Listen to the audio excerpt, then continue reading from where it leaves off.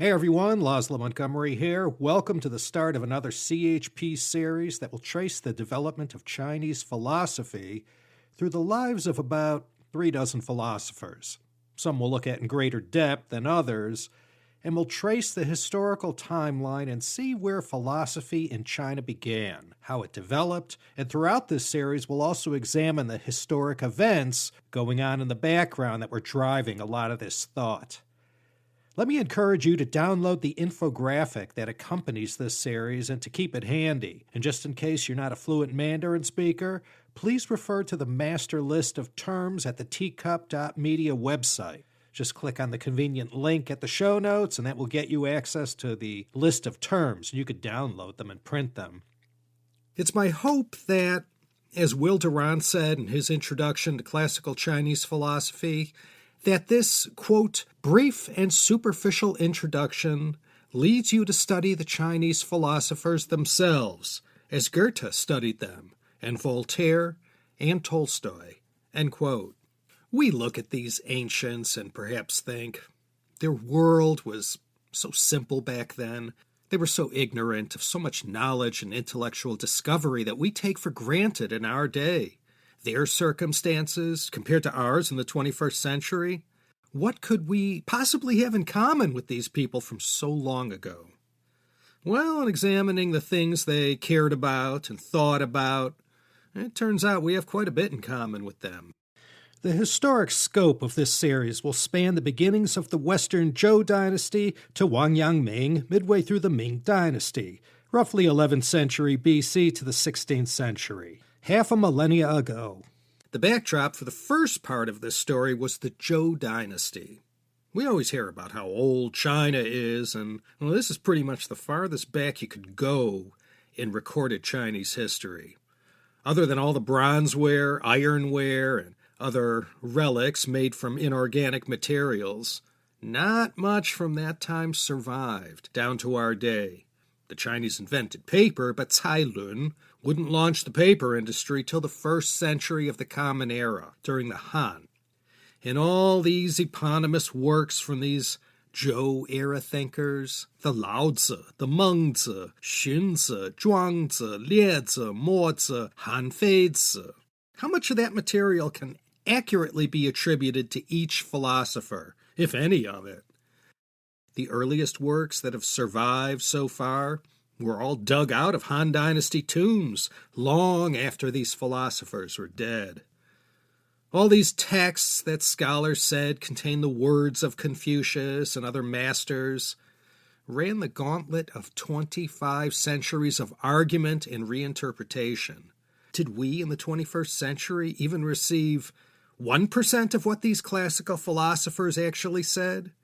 And for those who can't read classical Chinese and have to read these ancient texts in a foreign language, I wonder how much of the beauty, subtleties, and perhaps true meaning behind a lot of the texts got papered over in translation. Feng Youlan, author of the groundbreaking A Short History of Chinese Philosophy, mentioned something interesting. He said, quote, religion was to other civilizations what philosophy was to China, end quote. He described religion as simply philosophy that also contains superstitions, dogmas, rituals, and institutions. Humanism, 人本主义, is what Confucius and other Chinese philosophers mainly concern themselves with. Matters of a metaphysical nature? Not as much. Not at the beginning, anyway. What mattered most in Chinese philosophy was worldly affairs and the role of humans in the big picture. Though there was plenty that was spiritual and mystical about Chinese philosophy, especially where Taoism was concerned. Practical matters such as ethics, morals, innate human knowledge, and politics figured most highly amongst all the great thinkers. When the Analects of Confucius and other Zhou-era classical works made their way to Europe, they were most warmly received. What an eye-opener that was for the intellectuals of the day. That these works even found their way to Europe was thanks to the Jesuit fathers in China, most prominently Ruggieri, Ricci, Charles von Bell, and Verbiest. When they began to crack that nut and learn the language and study the ancient texts, for the first time, Western readers got to hear these names like Confucius and Mengzi. And these Jesuits Latinized the names into Confucius and Mencius to allow Europeans to better know them. So thanks to these Jesuits and all their heavy lifting, learning the language and translating the ancient texts that were available to them, all the great minds of the Enlightenment got to be the first generation of people in the West to read how these Chinese philosophers preached loving thy neighbor as thyself and doing unto others as you would like them to do unto you, centuries before these words could be read in Matthew 7:12. Diderot had written of the Chinese, quote, "These peoples are superior to all other Asiatics in antiquity, art, intellect, wisdom, policy, and in their taste for philosophy." End quote. Voltaire wrote, quote, "The body of this empire has existed 4,000 years without having undergone any sensible alteration in its laws, customs, language, or even in its fashions of apparel. The organization of this empire is in truth the best that the world has ever seen."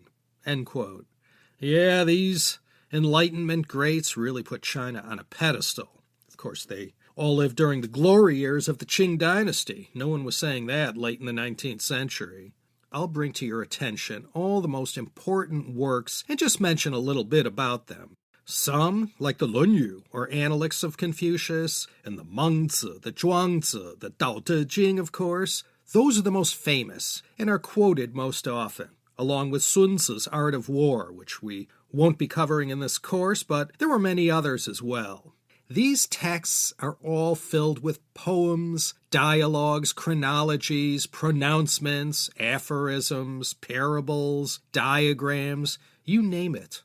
Some, like the Zhuangzi, the so-called second book of the Tao, stand on their own merits as works of literature, even in translation. The common thread that seems to run through every philosopher, from Yuzi to Wang Yangming, seems to always boil down to the question of how should someone live their life so that it's a worthwhile one. Are humans predisposed towards good or evil? And how should we, the sovereign down to the village nobody, treat each other? How should we organize ourselves and live together with the hopes that our conduct and way of thinking will cause there to be no need for punishments or war? Poured into the foundation of classical Chinese philosophy were the stories and deeds of the greatest of China's ancient sage kings. And from earliest times, the figures who were lionized more than any other, and who Confucius himself held up as the living ideals for what it meant to be a sage ruler, were three mythical emperors, Yao, Shun, and Yu. And three figures who we know in fact lived, Kings Wen and his two sons, King Wu and Zhou Gong, the Duke of Zhou. In all the thousands of years, there were so many great emperors and leaders, but those six who I just mentioned, they didn't live to see it, but all of them, singly and collectively, became a metaphor in Chinese culture and history for what it meant to contain all the virtues in spades and to be considered a sage ruler. As far as Yao, Shun, and Yu were concerned, well, despite their mythical status in our day, the Zhou Dynasty historians said they were in fact real and wrote with great certainty about who they were and when they lived. But the great historian whose words we most remember, Sima Qian, he was as far away from the time of Yao as he was from our day. Confucius had said of Yao, quote, "Concerning the good Yao, it is said that he ruled China for 100 years, the years of his life being 110 and 6.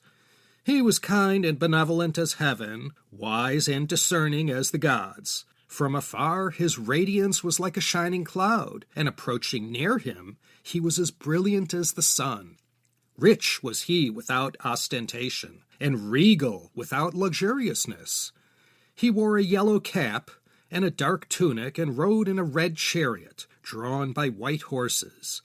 The eaves of his thatch were not trimmed, and the rafters were unplaned, while the beams of his house had no ornamental ends. His principal food was soup, indifferently compounded, nor was he choice in selecting his grain. He drank his broth of lentils from a dish that was made of clay, using a wooden spoon. His person was not adorned with jewels, and his clothes were without embroidery, simple and without variety. He gave no attention to uncommon things and strange happenings, nor did he value those things that were rare and peculiar. He did not listen to songs of dalliance. His chariot of state was not emblazoned. In summer he wore his simple garb of cotton, and in winter he covered himself with skins of the deer. Yet he was the richest, the wisest, the longest lived, and the most beloved of all that ever ruled China." End quote. We can see from the earliest times, when recorded history was just in its infancy, already the lines were being drawn about what qualities were good and what was decent and what was not. Confucius held Yao up as a model. Why was that? It's because he was plain, practical, had his 2 feet planted on the ground, wasn't swayed by luxuries and comforts, was devoid of selfish desires. So you can see early on already what is good is being defined. This standard for what constitutes human decency was starting to be more clearly defined.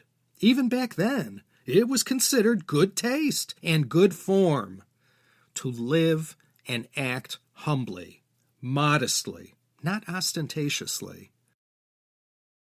So then what was bad? If Yao, Shun, and Yu were held up by many philosophers as paragons of virtue, who were the examples to avoid?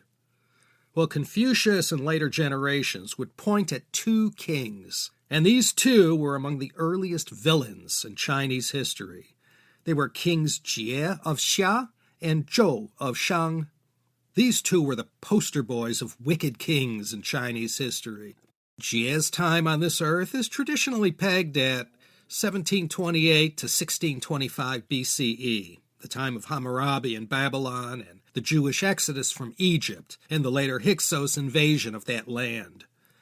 The other one, Zhou, or Zhou Xin, he was the last ruler of the Tang Dynasty. Both of these kings were remembered for their decadence that was only surpassed by their depravity, cruelty, and inattention to the demands of their job and the needs of their people. They were both in the same league as Roman emperors like Caligula or Commodus. Yeah, these 2 kings, King Jie and Zhou, they were the gifts that kept on giving over the centuries, not only for Confucius to point to, but other philosophers and politicians as well. Jie and Zhou, they too got to become metaphors, but not in their own lifetimes. So the spectrum of excellence to ignominy ran from Yao to Zhou, and then there was everything else in between. Later, the great thinkers of the Han Dynasty will come up with the notion of Tianming, or the mandate of heaven. When the ruler was more of a Yao than a Zhou, heaven determined them fit to rule, and this mandate was manifested in all kinds of positive ways, usually with peace and prosperity throughout the land, as well as a dearth of natural disasters. And if the ruler turned out to be more of a Jie or a Zhou, heaven cut them loose by demonstrating its displeasure through any number of pandemics, disasters, or astronomical phenomena. All these stories, who knows what's true or not? This is what tradition tells us. The Xia, the Shang, this was all prelude to the Zhou Dynasty. That's where the Big Bang happens for Chinese philosophy. And for 3 centuries or so, in this longest of all China's dynasties, comes the first part of our story. In 1949, a big year in Chinese history that was, German philosopher Karl Jaspers, 1883 to 1969, came up with this theory about an Ochsenzeit, or Axial Age, that took place in civilization stretching from the Mediterranean to the East China Sea, from about the 8th to the 3rd centuries BCE. Jaspers had pointed out that living in different places, completely unawares of one another, all at the same time period, were not just Confucius, Lao Tzu, Mo Tzu, Zhuangzi, and Liezi, but also Pythagoras, Socrates, Plato, Aristotle, Homer, and in India, Hinduism and Jainism were thriving. Gautama Buddha was also walking around India. Zoroaster was teaching in Persia. In fact, the year of Zoroaster's death was the year Confucius was born. In the Holy Land, these were the times of the prophets Elijah, Isaiah, Jeremiah. It was a very tight bandwidth when all these philosophers and thinkers lived. That was the marquee fact of Jaspers' theory of the Axial Age. These philosophers and founders of religions, arguably the first great thinkers produced by their respective ancient civilizations, all had their moment on this earth pretty much at about the same time. The lives of Confucius and the Buddha, only 12 years apart in age. Karl Jaspers said it in this way, quote, "The spiritual foundations of humanity were laid simultaneously and independently in China, India, Persia, Judea, and Greece. And these are the foundations upon which humanity still subsists today." End quote. Now, whether or not Jaspers' theory is true, we can't know for sure. It does have its critics. But surviving texts clearly show the most relevant issues that face human beings wherever they congregate in large numbers were being pondered and argued by all of these thinkers in all of these places at about the same time, for the first time. Okay, before we go any further, let's draw the curtains and call it a night here. Next time we convene, we'll look at pre-Confucian philosophy in China. Confucius passed in 479 BC. This was during the Eastern Zhou spring and autumn period. Many historians draw a line in the Eastern Zhou and use the death of the great sage as the demarcation point between the end of the spring and autumn and the start of the Warring States periods. The Warring States period of the Eastern Zhou dynasty lasted until 221 BC, the year King Yingzheng of the Qin Kingdom founded the Qin Dynasty, China's first imperial dynasty where an emperor, not a king, ruled over a unified land. And that's all for next time. Much more to come, 17 more episodes, in fact. This is Laszlo Montgomery signing off from fantastic LA in the state of California, welcoming you to come back again next time for another exciting episode of the China History Podcast.